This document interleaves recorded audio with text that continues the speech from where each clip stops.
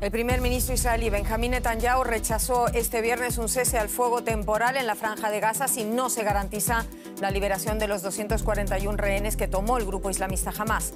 Enfriaba así las expectativas del secretario de Estado estadounidense Antony Blinken, de nuevo de visita en Israel, de negociar una pausa en los combates. Bienvenidos a esta nueva edición de DW Noticias. Soy Ana Plasencia en Berlín. Se endurece el tono también en el frente diplomático en Israel. El primer ministro Netanyahu, reunido hoy con el secretario de Estado estadounidense Blinken, rechazó cualquier tregua en Gaza si no se produce la liberación de los rehenes. La llegada del secretario de Estado estadounidense a Tel Aviv se produjo solo horas después de que Israel anunciase que seguía avanzando en su incursión terrestre y que había cercado por completo la ciudad de Gaza, centro de la organización terrorista Hamás, anunciaba el portavoz militar israelí. El presidente estadounidense Joe Biden recibió en la Casa Blanca a 10 líderes de América Latina y el Caribe en la primera cumbre de la llamada Alianza para la Prosperidad Económica en las Américas, APEC. Se discutieron temas migratorios y económicos. Biden advierte a la región lo que califica de trampa de la deuda china.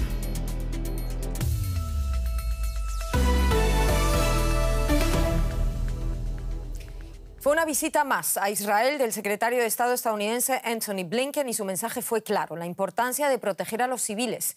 En su reunión con el primer ministro de Israel, Benjamín Netanyahu, Blinken reconoció el derecho de Israel a defenderse, pero también insistió en esas llamadas pausas humanitarias para permitir, sobre todo, la entrada de agua, de alimentos y demás artículos de primera necesidad a Gaza, también de combustible. El mensaje de Israel también fue claro: las tropas han rodeado completamente la ciudad de Gaza, continúan los bombardeos. Explosiones sacuden el norte de la Franja de Gaza, mientras soldados israelíes se preparan para ingresar a la ciudad de Gaza, como muestran estas imágenes del ejército israelí.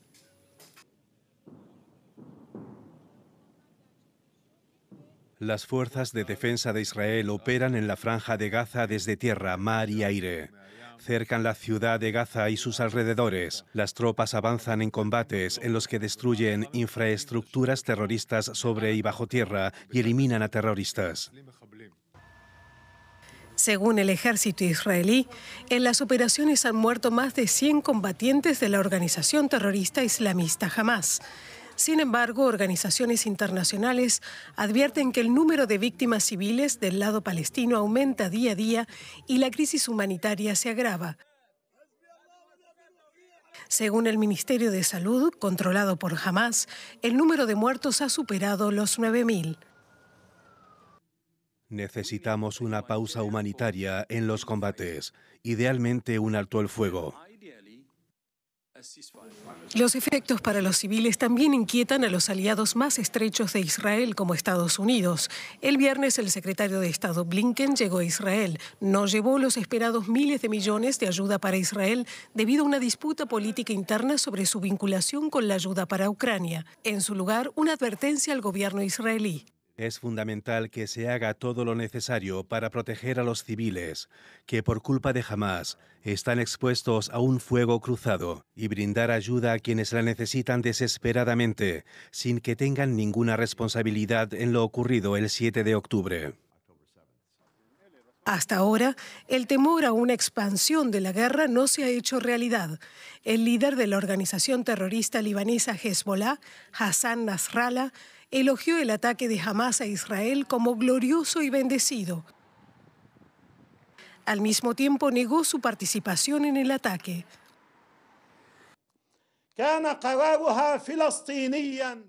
La decisión de llevar a cabo esta operación fue 100% palestina y fue ejecutada por palestinos. Quienes la planearon la mantuvieron en secreto ante todos, incluyendo a los diversos grupos de resistencia en Gaza. También la ocultaron a otros países y al eje de la resistencia.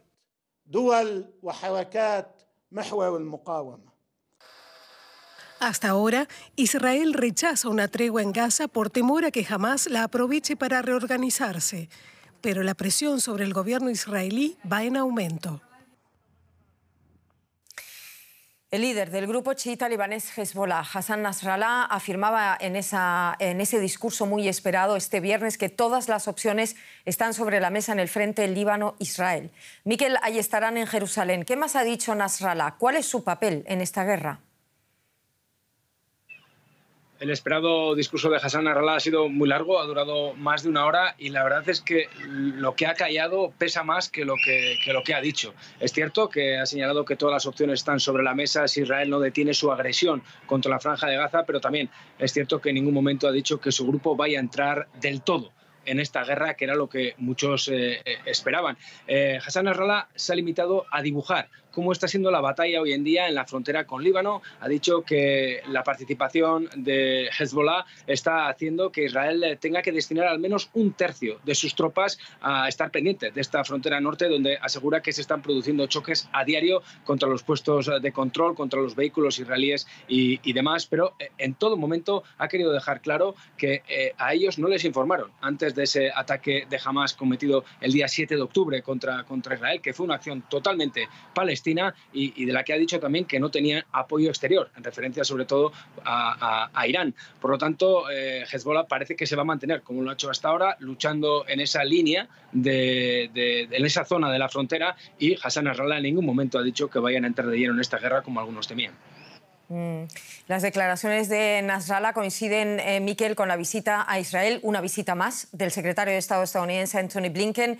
El tema clave aquí era el de las pausas humanitarias para proteger a los civiles palestinos y para hacer entrar más ayuda, también combustible, pero el mensaje de Netanyahu parece claro, ¿es así?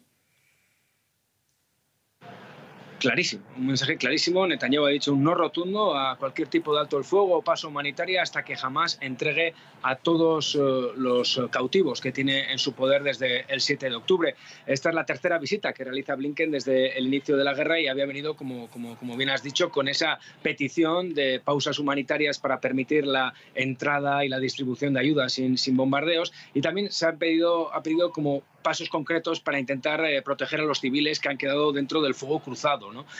Sin embargo, la respuesta de Netanyahu ha sido frontal, ha sido radical, le ha dicho que no, es un no rotundo, y Blinken pues ha fracasado en ese intento de poder crear estas llamadas pausas humanitarias. También el secretario de Estado estadounidense ha dicho que es importante que se agilice la salida de los nacionales estadounidenses que siguen atrapados en Gaza y del resto de palestinos con doble pasaporte. Es un proceso que está siendo muy lento. La puerta de Rafah es verdad que sigue abierta, pero el proceso es muy lento. Pero desde luego de la visita de hoy de Blinken no ha obtenido los frutos que él esperaba. Ya comentabas tú, los civiles que aún están en la franja. ¿Cómo avanza ese cerco, Miquel, de las tropas israelíes en torno a la ciudad de Gaza?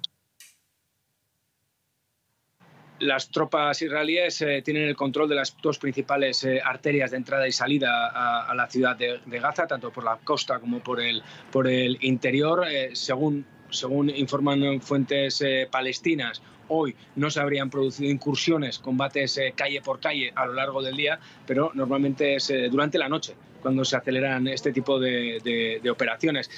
Habrá que estar muy atentos para ver cómo avanzan, pero como ha dicho Benjamin Netanyahu, ellos van a seguir adelante con toda la fuerza del ejército. Y eso, desde luego, indica que el gran objetivo es la ciudad de Gaza, porque es el lugar donde Israel considera que está el gran cuartel general de Hamas.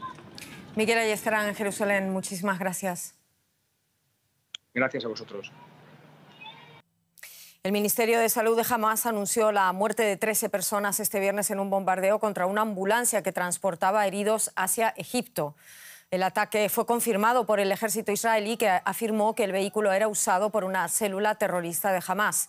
El bombardeo tuvo lugar frente al hospital Al-Shifa de Gaza, el mayor complejo hospitalario del enclave, donde miles de desplazados se han refugiado de los ataques aéreos israelíes en respuesta a los atentados terroristas del 7 de octubre, cuando la milicia islamista Hamas mató a más de 1.400 personas en territorio israelí. Desde entonces, más de 9.000 personas han perdido la vida en Gaza, según Hamas. Sin duda, la guerra de Israel contra Hamas está afectando tanto a israelíes como a palestinos también fuera de la zona en conflicto. En muchos países del mundo se han celebrado manifestaciones tanto pro-israelíes como pro-palestinas. Algunas de estas últimas, sobre todo, han acabado a veces con heridos e incluso detenidos también aquí en Alemania. En este país la opinión pública también está marcada por esa responsabilidad histórica de Alemania tras el Holocausto, responsabilidad de la que tanto se habla estos días. Distintos dirigentes políticos alemanes condenan con severidad el notable aumento de actos de antisemitismo en este país. Pero una encuesta publicada hoy muestra que las opiniones entre los ciudadanos sobre el conflicto son más complejas de lo que parece. La guerra entre Israel y Hamás ha afectado muchas vidas, no solo en el Medio Oriente, sino también en otros países como Alemania. Los afectados lo ven como un conflicto sin fin.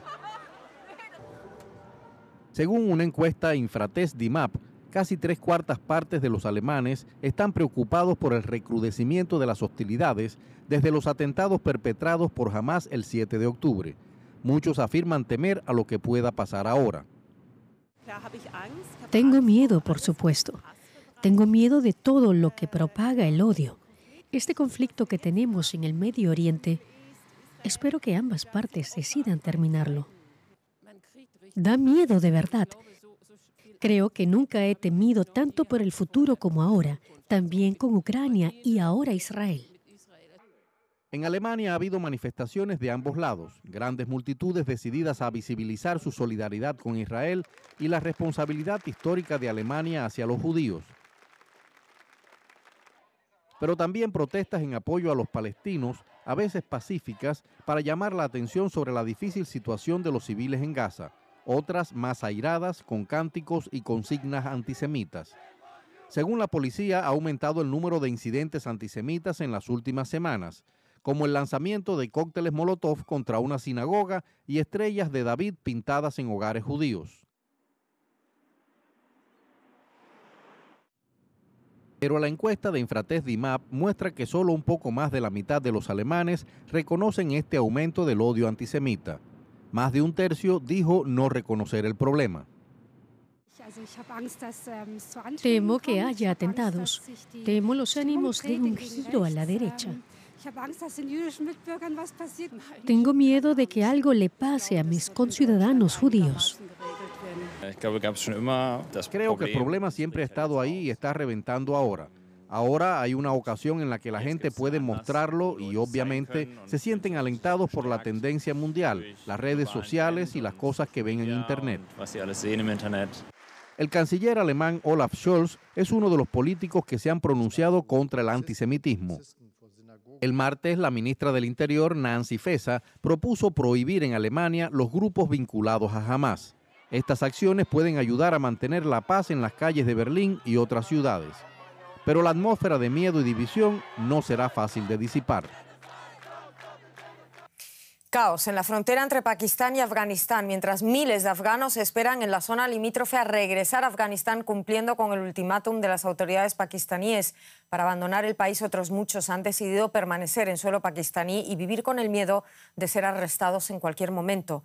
Pakistán dio menos de un mes a los migrantes indocumentados para abandonar el país, provocando la salida de al menos 140.000 afganos. El ultimátum expiró el miércoles, tras lo que las autoridades comenzaron las detenciones y las expulsiones forzosas. Miles de afganos llegan estos días a este improvisado campamento de refugiados en el lado afgano, no lejos de la frontera con Pakistán. Como no disponen de permiso de residencia, Pakistán los ha expulsado y amenazado con detenerlos y deportarlos, independientemente del tiempo que lleven viviendo en el país, algunos ya en tercera generación. Nos construimos un hogar y nos obligaron a dejar todo atrás. Solamente nos pudimos llevar la mitad de nuestra ropa, el resto se quedó allí. Hemos sufrido tanto, todavía estoy temblando. Solamente tenemos esta carpa como refugio, no tenemos nada más. Si nos dieran una habitación o dos donde pudiéramos quedarnos con nuestra familia, un lugar para vivir en nuestro propio país. En la capital de Pakistán, Islamabad, el gobierno no se lo piensa demasiado. Ordena la demolición de barrios ilegales de refugiados afganos. El mensaje está claro, aquí ya nadie debe sentirse como en casa. Sin embargo, las autoridades afganas apenas consiguen atender adecuadamente a los recién llegados. En la frontera se forman colas kilométricas. El ministro afgano para los refugiados, cercano a los talibanes, critica a Pakistán. La medida que han tomado justo en este duro invierno y en estas circunstancias va en contra de las leyes islámicas, los derechos humanos y la Convención de Ginebra. Deben recapacitar y dar tiempo para que los afganos en Pakistán regresen a Afganistán con dignidad. Las organizaciones de derechos humanos también critican la actuación de Pakistán y advierten de una crisis humanitaria, especialmente porque la mayoría de los afectados ya vivían en condiciones precarias. Con el regreso forzoso a Afganistán, un país que se encuentra en una situación económica extremadamente complicada, su situación ha empeorado aún más. Vamos ya con la economía y Rosa Casals. Adelante, Rosa. Y la mirada puesta en Estados Unidos en primer lugar, Ana. Allí la creación de empleo en octubre fue menor de lo esperado, con unos 150.000 nuevos puestos, la mitad de los generados en septiembre. Las cifras tienen una cierta distorsión por la histórica huelga del motor, con los tres grandes del automóvil en Detroit, General Motors, Ford y Stellantis, que mantuvieron paralizada buena parte de la actividad durante más de 6 semanas antes de alcanzar un acuerdo. La tasa de desempleo en octubre sigue siendo baja, de un 3,9%. La Reserva Federal observa de cerca estos datos. Esta misma semana la Fed decidió pausar las subidas tras 11 alzas de los tipos de interés. Y seguimos en Estados Unidos. El presidente Joe Biden acogió este viernes en la Casa Blanca a varios líderes de América Latina y el Caribe en la que es la primera cumbre de la llamada Alianza para la Prosperidad Económica en las Américas, APEP. El objetivo es impulsar el crecimiento en la región con más inversión, bonos verdes y cadenas de suministro fuertes, con el fin de frenar la migración y, de paso, contrarrestar la influencia de China en la región. Durante su discurso inaugural, el presidente Biden enfatizó la importancia de potenciar el crecimiento de la clase media en toda la región. Y hablamos con nuestro compañero en Washington para entender mejor las claves de este encuentro en la Casa Blanca, José Díaz Briseño. Muchos saludos. ¿Cómo estás, José? El presidente Biden ha advertido a América Latina de la trampa de la deuda china. ¿Es el principal objetivo de este encuentro contrarrestar la creciente influencia de Pekín en la región?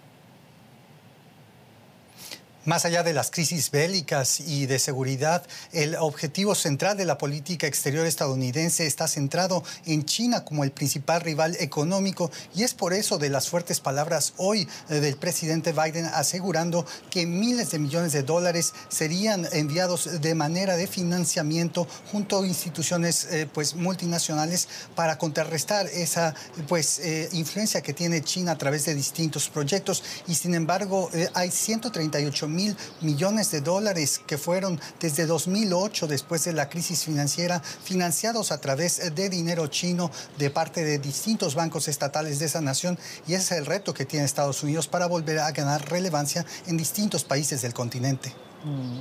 Estados Unidos habla de impulsar el crecimiento en América Latina y ha propuesto varias herramientas, pero ¿hay cifras concretas sobre la mesa o se trata más bien de ideas, de buenas intenciones hacia la región?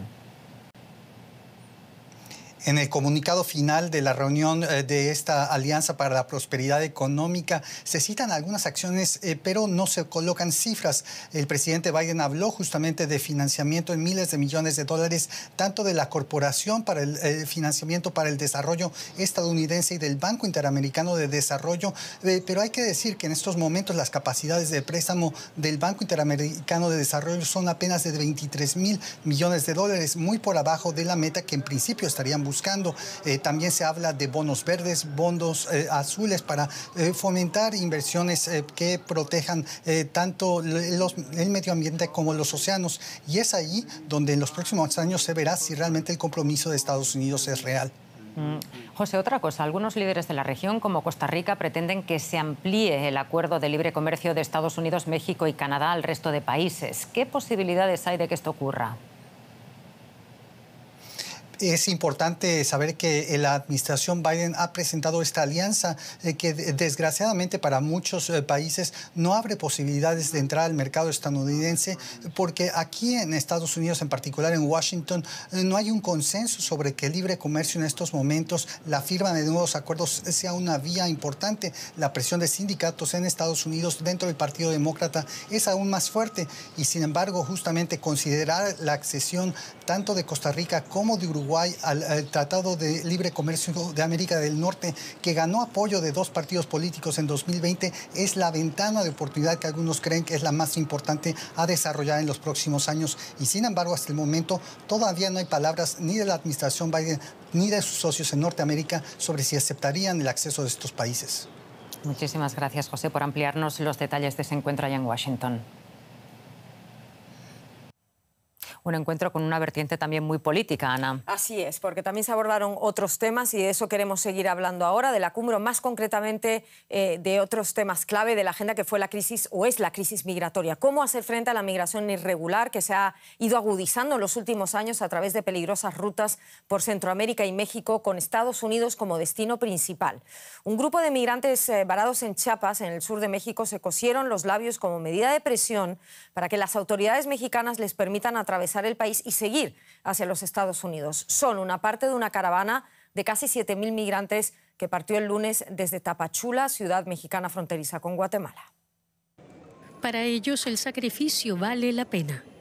Estos migrantes se cosieron los labios voluntariamente con la ayuda de una enfermera. Una forma extrema de hacer presión al gobierno mexicano para que les otorgue permisos de tránsito para seguir avanzando hacia Estados Unidos. Preso libre, porque no puedo ni ir para allá ni para mi país porque no tengo la forma ni seguir avanzando. El lunes, cansados de esperar por los documentos, una caravana de más de 7.000 personas partió desde Tapachula para seguir su camino al norte. Porque no los quieren dar los papeles en Omar, no los quieren ayudar. Nos están mintiendo, tenemos más de 2 meses de estar esperando y los están mintiendo, no los quieren dar los papeles. Y ya no tenemos dinero para estar comiendo, mucho esfuerzo, y entonces lo tenemos que lograr así caminando. La ciudad de Tapachula, en el estado de Chiapas, es la puerta de entrada a México para muchos migrantes, en su mayoría provenientes de Honduras, Venezuela, Haití, Cuba, El Salvador y Guatemala. Ante el alarmante flujo migratorio, calificado por la Organización Internacional de las Migraciones como sin precedentes, en octubre se celebró una cumbre en Palenque, México. En una declaración conjunta, 12 países latinoamericanos se comprometieron a buscar una solución. Nos dijeron que los presidentes lo iban a solucionar, no vimos ninguna solución. En lo que se habló realmente no hubo ningún acuerdo que conllevara a disminuir la migración o que resuelva la situación. Ninguno de ellos abogó por los migrantes que se encontraban aquí. Abogaron porque les dieran más dinero, más no porque resolvieran la situación de la gente que se encontraba aquí. Mientras tanto, miles de migrantes continúan arriesgando sus vidas atravesando el peligroso tapón del Darién, ubicado entre Colombia y Panamá, para avanzar en dirección a México y luego a Estados Unidos. Según las autoridades panameñas, en lo que va del año, más de 420.000 migrantes cruzaron esa región de la mano de traficantes de personas. Más cosas. El Tribunal Supremo Electoral de Guatemala suspendió la personalidad jurídica del partido Movimiento Semilla, liderado por el presidente electo Bernardo Arévalo de León, debido a una investigación de supuestas anomalías en su creación en 2018.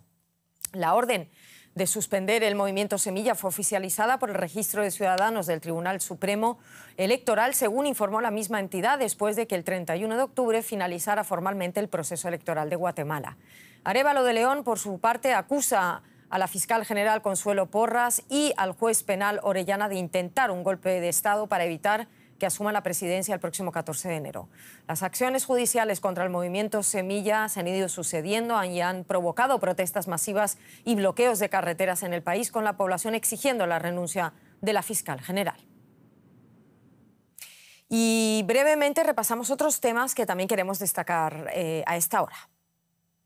La ministra alemana de Exteriores, Annalena Baerbock, instó a Armenia y Azerbaiyán a retomar negociaciones por la paz con mediación internacional, semanas después de que Azerbaiyán recuperara el control de la disputada región de Nagorno-Karabaj. La ministra hizo hincapié en el tema durante su visita a la capital armenia, Ereván. Armenia y Azerbaiyán llevan décadas enfrentados en un conflicto por la región. Al menos 5 personas perdieron la vida en la región de Italia Central, Toscana, por las intensas lluvias provocadas por la tormenta Kieran. Las inundaciones provocaron estragos en algunas zonas del popular destino turístico. El gobierno italiano ha declarado el estado de emergencia y ha destinado 5 millones de euros para ayudar a las zonas más afectadas.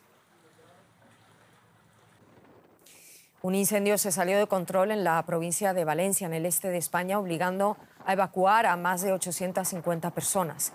Los vientos complicaron los esfuerzos de los bomberos para controlar las llamas. Las autoridades regionales han pedido a los residentes abstenerse de viajar o ir a bosques hasta nuevo aviso. La 11ª edición de los Gay Games a nivel mundial comienza este fin de semana con eventos que se llevan a cabo simultáneamente en Hong Kong y en Guadalajara, en México. DW conversó con Noemi Arsate, una futbolista trans, para quien el fútbol no solo significa diversión o un deporte, sino un espacio vital de aceptación e inclusión. Para Noemi Arsate, encontrar refugio en el fútbol fue una bendición. Creo que el fútbol ha cambiado totalmente mi vida. Es como volver a vivir, ¿no? Después de tantas cosas que uno pasa y que viene arrastrando. Durante toda su infancia, Arsate buscó en vano un espacio seguro. Pero hace 10 años, jugando al fútbol en el Barril de Azcapotzalco, en Ciudad de México, encontró lo que buscaba. Hoy en día, el valor del deporte en su vida es inmenso. Me ha hecho olvidar de tantas cosas malas que he pasado en la vida, que me ha hecho formarme personalmente, laboralmente, en todos los aspectos me ha hecho formarme una persona más disciplinada. Según el grupo Transgender Europe, la tasa de transfemicidios en México es la segunda más alta del mundo. Noemi espera que los próximos Gay Games sean un hito para la inclusión en su país. Imagínate tener este evento, esta estructura tan grande que los Gay Games y que nos visibilicen, en este caso a las mujeres trans dentro del deporte, creo que es bueno, ¿no? El poder visibilizar y estar ahí presente en esta justa deportiva. Noemi participará como parte de un equipo de mujeres trans. Gane o pierda, seguro que habrá muchas celebraciones en los Gay Games de este año. Y así llegamos al final del informativo en DW. Ya saben que actualizamos contenidos en nuestra página web y también en redes sociales. Donde quiera que estén, muchísimas gracias una vez más por estar ahí. Feliz fin de semana.